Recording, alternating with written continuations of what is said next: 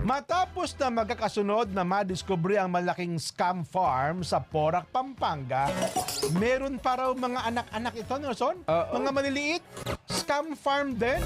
Kaya pala sabi ni Mayor Guo, lumaki sa farm, ano? Ayun. Pero hindi natin lukoy kasi kanong farm eh.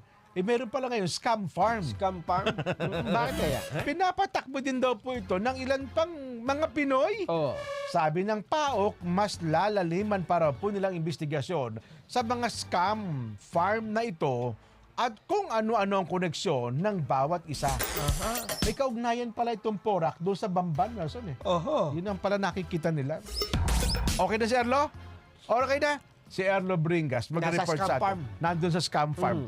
Kasama si Mayor Alice Guo. Erlo! Hello! Good morning, Kuya Jen, Kuya Nelson. Matapos ang discovery sa scam farm sa Tarlac at nito lamang sa Porac, Pampanga, ipinahayag ngayon ng Presidential Anti-Organized Crime Commission o PAOK na may mga naglipa na pang mga maliliit o mga small-scale scam farm. Ayon kay PAOK spokesperson Winston Casio, nalaman nilang mga Pilipino pa ang nagpapatakbo ng mga ito pero hindi kasing laki ng nadiscover sa Porac, Pampanga. Sabi pa ng PAOK, nasa 20 hanggang 30 ang nagagasiwa sa mga nasabing scam farm base yan sa nakuha nilang reports. Posibleng niyang galing din ang mga yan sa malalaking scam farms o Pogo Hub na nadiskubre sa Tarlac at sa Pampanga. Bukod pa dyan, posibleng mga tauhan ng mga nasabing small-scale scam farm ay mga tauhan din na nagmula sa mga nadiskubre din lang mga Pogo Hub. Sa ilalim kasi ng batas, walang pananaguta ng mga na-rescue sa mga Pogo Hub, kaya ang ilan sa kanila lumilipat lamang. Bukod dyan, may nakita din ang PAOK na kaparehong modus ng mga foreign nationals na nagtatayo din ng mas malaki at mas maraming Pogo Hub, katulad ng lamang nga sa Lucky South 99 sa Porac, Pampanga. Sabi ng PAOK, katulad na lang ng na-rescue sa Bamban na nagmula pala sa mga nagdaan nilang na-raid na Pogo Hub, indikasyon na konektado raw ang mga scam farm na ito sa isa't isa. Sa ngayon, matapos ang ginagawang search ng PAOK sa Porac Pogo Hub, ay kanila nang isinasaayos naman ang inventory. Sunod na gagawin ang pagsasampa nila ng kaso sa mga dapat na makasuhan. Samantala, kasabay nga na magkakasunod na raid sa mga scam farm, na nawagan naman ang Chinese Embassy sa gobyerno ng Pilipinas na tuluyan ng iba ng Philippine Offshore Gaming Corporation o POGO. Sa inilabas na pahayag ng Chinese Embassy, walaan niyang basihan ng mga paratang umano na may connection ng POGO sa China.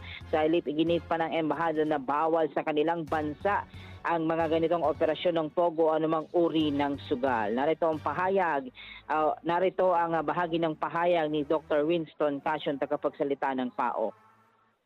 Mayroong link na matibay between Bamban, the criminal organization of Bamban, and the criminal organization of Porac. Yung mga international criminal syndicates have allied with local criminal syndicates. Kaya sobrang lakas po nila. They should present that position paper, whatever, that official foreign communique to the president, not to the media. Because the best person to appreciate communiques such as that would be the chief policymaker, not the media. Sabi pa ng PAOK, Kuya Jen, Kuya Nelson, ay patuloy ang kanilang inventory sa mga nakuhang ebidensya sa Porac, Pampanga, at kasunod nilang gagawin ay yung pagsasampa na ng kaukulang kaso. Yung muna latest, Erlo Bringas, para sa 100% balita. May tanong ba, Erlo, yung kaugnayan naman ng Bureau of Immigration?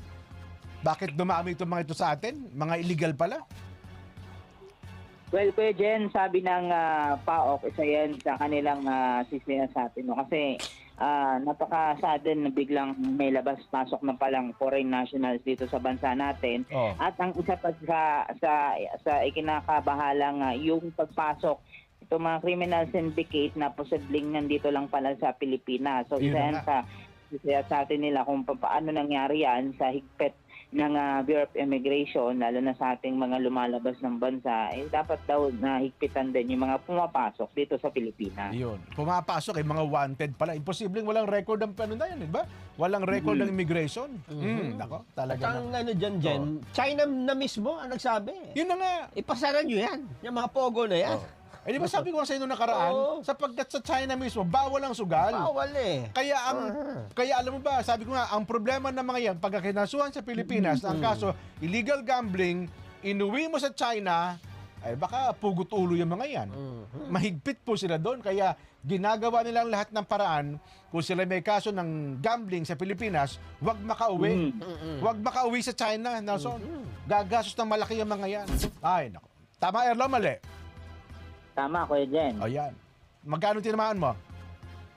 Ayun, sa pool. Ay, nako. Erlo, thank you, ha? Ayun.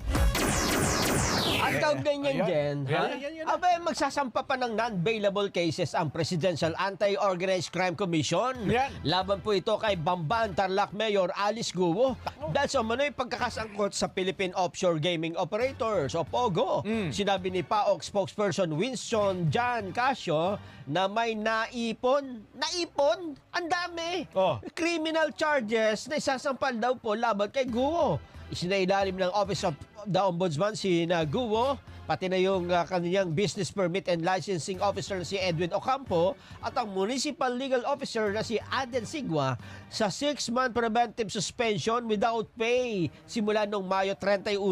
Kasunod naman ng administrative complaint ng Department of DILG para sa grave misconduct, serious dishonesty, gross neglect of duty at conduct prejudicial to the best interest of the service. Pero tungkol naman sa Pogo raid sa Porac noong June 5, sinabi ni Casio na inaasahan nilang matatapos ang inventaryo ngayong weekend at titingnan ang lahat ng ebidensyang mayroon sila tulad ng dokumentaryo, testimonya at iba pa.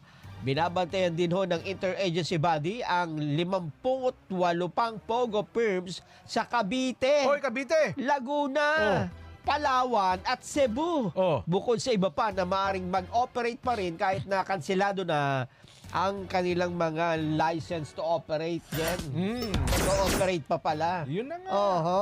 Ang iba dyan, sabi, pinahinto na talaga, tigil na. Oo. Ang problema, yun, nag-ooperate pa rin sila. At dahil sa meron namang legal, tapos Oh. may illegal, hindi mo na kayo ma-distinguish, di Yun ba? na nga. Kasi pwedeng gumagamit na ng mga peking papel eh. Tsaka magkakaugnay eh. Ayun nga. Oo. At halos mukhang sila rin yata yun eh. Yun na nga. Ayun nga eh. Eh parang ano lang, front lang nila kunyari yung legal Oo. para matakpan yung illegal Mas operation. marami pa yung illegal Oo. operation, di ba? Kaya- Baka, yan mo, yung mga pagpunta ng mga tao, Oo, para sa legal operation, Yun. pero pag nandito na, ayun na nga, ang daming illegal. Illegal pala. Oo. Kaya yun na nga ang ating panawagan ni Nelson. Ipatigil nyo na yan. Huwag nyo nang tignan kung Oo. sino legal at illegal.